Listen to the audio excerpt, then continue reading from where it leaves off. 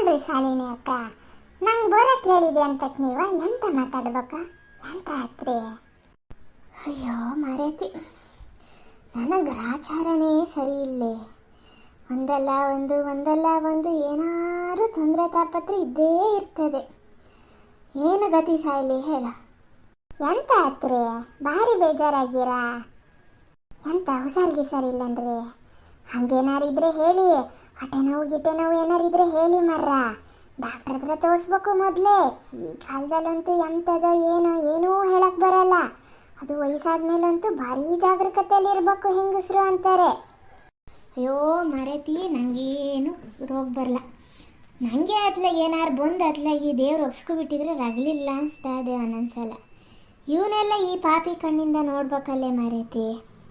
ಥೋ ಶಾಲಿನಿ ಅಕ್ಕ, ಎಂತ ಮಾತಾಡ್ತಾ ಇದ್ದೀರ್ರಿ ಬೆಳಗ್ಗೆ ಆಡ ಮಾತಾ ಇದ್ದ? ಇನ್ನೇನು ಹೇಳಲೆ ಮರೇತಿ, ನಾನು ನಿನ್ನ ಹತ್ರ ಹೇಳ್ಕೊಳ್ಳೋಣನು ಅನ್ನೋದು, ಮತ್ತು ನೀವೆಲ್ಲ ಒಂದೇ ಅಲ್ಲ, ಯಾಕೆ ಬೇಕೋ ಮೊದಲು ಒಂದ್ಸಲ ನನ್ನ ಕಡೆಯಿಂದ ತಪ್ಪಾಗಿದೆ ಅಂದ್ಕೊಂಡು ನಾನು ಹೊಟ್ಟೆಲೇ ಇಟ್ಕೊಂಡೆ ಕಣೆ.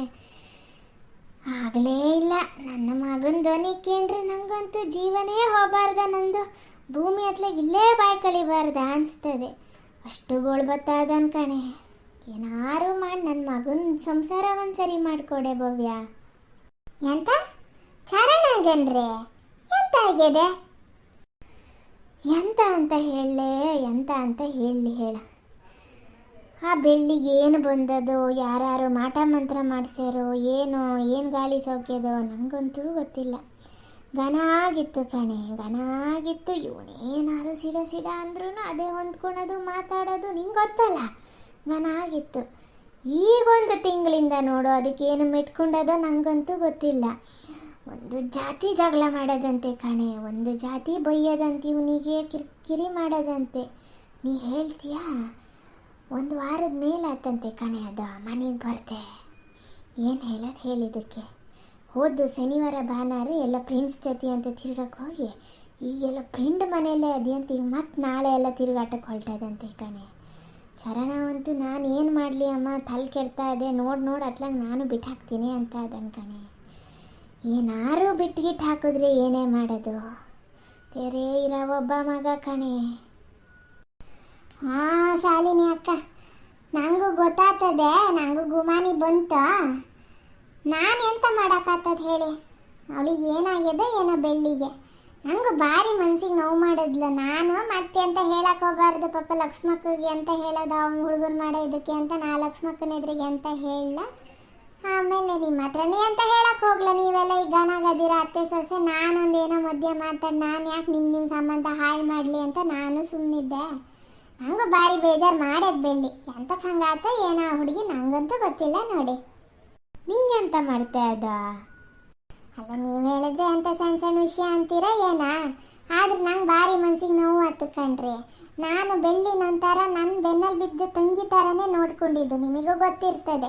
ಒಂದು ಗೌರಿ ಹಬ್ಬಕ್ಕಾಗಲಿ ಯುಗಾದಿ ಹಬ್ಬಕ್ಕಾಗಲಿ ಅದಕ್ಕೆ ಬಳೆ ತಗೊಳೋದು, ಡ್ರೆಸ್ ತಗೊಳೋದು, ಅಲ್ಲ ಮಾಡಿದ್ದು ಹೇಳ್ಬಾರ್ದು, ಅಲ್ಲ ಈಗ ಹೇಳೋ ಸಮಯ ಬಂದು ಹಂಗಾಗಿ ಹೇಳ್ತಿರೋದ ಎಲ್ಲ ಮಾಡಿದ್ದು. ಆಮೇಲೆ ಅಶ್ವಿನಿಗೂ ಅಷ್ಟೇ ಅಪ್ಪ, ಏನಾದ್ರು ತಪ್ಪಾಗಲಿ ಸರಿಯಾಗಲಿ ಇಬ್ಬರಿಗೂ ಅಷ್ಟೇ. ಅಕ್ಕ ತಂಗಿಗಿಂತ ನಾನು ಮಕ್ಕಳಿಗೆ ಬುದ್ಧಿ ಹೇಳ್ದಂಗೆ ಬುದ್ಧಿ ಹೇಳಿದ್ದು ನಾನು. ಅವು ಹಾಗೆ ಇದ್ವು, ಸುಮ್ಮನೆ ಹೇಳೋದಲ್ಲ. ಇವತ್ತಿಗೂ ಅಶ್ವಿನಿ ಹಾಗೆ ಅದೇ, ಅಷ್ಟು ಸೌಕರ್ಯಕ್ಕೆ ಮದುವೆ ಆಗೋದ್ರೂ ಅಷ್ಟೇ ಇವತ್ತಿಗೂ ಫೋನ್ ಮಾಡ್ತದೆ, ಅದೇ ವಿಶ್ವಾಸದಲ್ಲಿ ಮಾತಾಡ್ತದೆ, ಎಲ್ಲ ಮಾತಾಡ್ತದೆ, ಕತೆ ಆಡ್ತದೆ. ಬೆಳ್ಳಿನೂ ಘನಾಗಿತ್ತು. ತಾಯಿಗೆ ಒಂದೊಂದ್ಸಲ ಫೋನ್ ಮಾಡ್ತಿರ್ಲ ಏನೋ, ನನ್ನ ಹತ್ರ ಫೋನ್ ಮಾಡಿ ಮಾತಾಡ್ತಿತ್ತು. ಅದಕ್ಕೆ ಬೇಜಾರಾದರೆ ನಂಗೆ ಹೇಳೋದು, ನಂಗೆ ಬೇಜಾರಾದರೆ ಅದಕ್ಕೆ ಹೇಳ್ತಿದ್ದೆ. ದಿನ ಫೋನ್ ಮಾಡ್ತಿತ್ತು. ಅದಕ್ಕೂ ಭವ್ಯಕ್ಕ ಅಂದರೆ ಅಷ್ಟು ಆಸೆ, ನನಗೂ ಅಷ್ಟೇ. ಬೆಳ್ಳಿ ಮತ್ತು ಅಶ್ವಿನಿ ಅಂದರೆ ಆಸೆನೇ.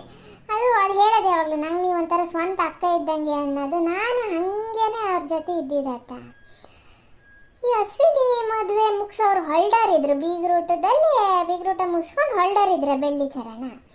ಆಗ ನಾನು ಲಕ್ಷ್ಮಕ್ಕರ ಮನೆಗೆ ಹೋಗಿದ್ದೆ. ಚರಣ ಇಲ್ಲೇ ಇದ್ದ. ನಾನು ಲಕ್ಷ್ಮಕ್ಕರ ಮನೆಗೆ ಎಂತಕ್ಕೂ ಅವತ್ತು ಮಾವಿನಕಾಯಿ ಅಡಿಕೆ ಮಾವು ಸುಮಾರು ಬಿದ್ದಿದ್ವು ತೋಟದಲ್ಲಿ.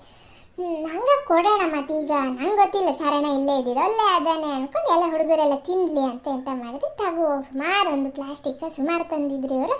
ಮುಕ್ಕಾಲು ವಸಿ ಅವ್ರ ಮನೆಗೆ ಹೋದೆ ಕಣ್ರಿ.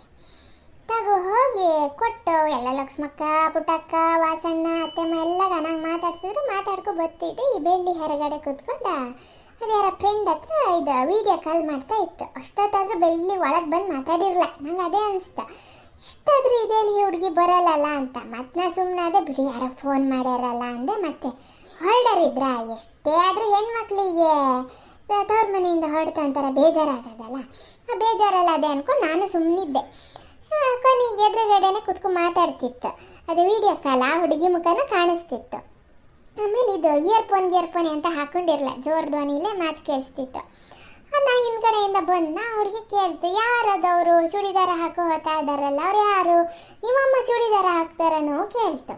ಇದಿಲ್ಲ ಇಲ್ಲ ನಮ್ಮಮ್ಮ ಅಲ್ಲ, ಇವರಿಲ್ಲೇ ನಮ್ಮಮ್ಮ ಪರಿಚಯದವರು ಅಂತ.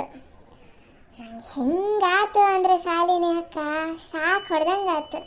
ಭಾರಿ ಮನ್ಸಿಗೆ ನೋವಾಯ್ತು. ಮನೆಗಂತೂ ಬೇಜಾರು ಬಂದೆ. ಒಂಥರ ಬೇಜಾರು ಅಂದರೆ ಅವತ್ತಿಡೀ ಮನಸ್ಸೇ ಇರಲ್ಲ ನನಗೆ. ಅಲ್ಲ, ಇಲ್ಲೇ ಪಕ್ಕದ ಮನೆಯವರು ಅಂದಿದ್ರು ನಂಗೆ ಬೇಜಾರಾಗ್ತಿರಲ್ಲ. ಯಾರ ಇವರೇ ನಮ್ಮ ಅಮ್ಮಗೆ ಪರಿಚಯದವರು ಅಂತದಲ್ಲ. ಹಂಗಾರೆ ನಾನು ಅದಕ್ಕೇನೂ ಅಲ್ಲನ. ಅವತ್ತೇ ಕೊನೆ, ನಾನು ಏನು ಮಾತಾಡ್ಸಕ್ಕೆ ಹೋಗ್ಲ, ಅದು ಫೋನು ಮಾಡಬಾರ್ದಂತ ಜ್ಞಾನ ಮಾಡಿದ್ದೆ. ನಾನು ಫೋನ್ ಮಾಡಲ. ಅದು ಇವತ್ತಿಗೂ ನೋಡಿ, ಅಶ್ವಿನಿ ಬೀಗ್ರೂಟ ಮುಗ್ದೇನೋ ಒಂದು ತಿಂಗಳತ್ತ ಬರಲನ್ರಿ, ಒಂದೇ ಒಂದು ಫೋನ್ ಅದು ಮಾಡಲ.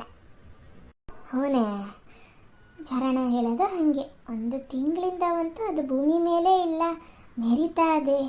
ಒಂದು ಜಾತಿ ಎಂತೆಂಥದ್ದು ಫ್ಯಾಷನ್ ಮಾಡೋದು, ಸ್ಟೈಲ್ ಮಾಡೋದು, ತಿರ್ಗೋದು ಅಂತೆ. ಅದು ಎಂತಕ್ಕೆ ಹಿಂಗೆ ಮಾಡ್ತಾ ಇದೆಯೋ ಏನೋ. ದುಡ್ಡು ಅಷ್ಟೇ ಅಂತೆ, ಒಂದು ಪೈಸಾ ಮನೆಗಂತ ಕೊಡಲ್ಲ ಅಂತೆ ಕಣೆ, ಹುಡಿ ಹಾರಿಸೋದಂತೆ. ಆಮೇಲೆ ನೀವು ಹೇಳ್ತೀರಾ, ಈ ವಾಟ್ಸಪ್ಪಲ್ಲೂ ಅಷ್ಟೇ ಸ್ಟೇಟಸ್ ಅಂತ ಹಾಕ್ತಾರೆ, ನಿಮಗೆ ಗೊತ್ತಾಗತ್ತಿಲ್ಲ. ಅದು ಅಷ್ಟೇ ಅಪ್ಪ, ನಂಗೆ ಇಟ್ಟು ಹಾಕಲ್ಲ. ಅದು ಅಂತ ನಾ ಏನಾದರೂ ಗಂಟು ತಿಂದಿನ ನಂಗೆ ಗೊತ್ತಿಲ್ಲ ನೋಡಿ. ಸ್ಟೇಟಸ್ ಅಂತ ಇಟ್ಟು ಹಾಕಲ್ಲ ಕಣ್ರಿ. ನಾನು ಹಂಗಾರೆ ಹಾಕ್ಲೇನೋ ಹುಡುಗಿ ಅನ್ಕೊಂಡು ಸುಮ್ಮನಾಗಿದ್ದೆ. ಮೊನ್ನೆ ಅಶ್ವಿನಿ ಫೋನ್ ಮಾಡಿದಾಗ ಹೇಳ್ತಿತ್ತು, ಬೆಳ್ಳಿ ಅಕ್ಕ ಯಾವುದೋ ಟ್ರಿಪ್ಪಿಗೆ ಹೋಗಿದ್ಲಲ್ಲ, ಎಲ್ಲ ಸ್ಟೇಟಸ್ ಹಾಕಿದ್ಲು, ಚೆನ್ನಾಗಿತ್ತು ಅಂತಿದ್ಲು. ನಂಗೆ ಆವಾಗಲೇ ಗೊತ್ತು, ಹಂಗಾರೆ ಇದು ನಾನು ವಾಟ್ಸಪ್ಪಲ್ಲೇ ಇಡ್ತಿಲ್ಲ ಅಂತ. ಎಂತಕ್ಕ ಏನೋ ನೋಡಿ, ಎಂತೆಂತ ಅವ ಮನ್ಸಿಗೆ ಬರ್ತದೆ ಏನೋ.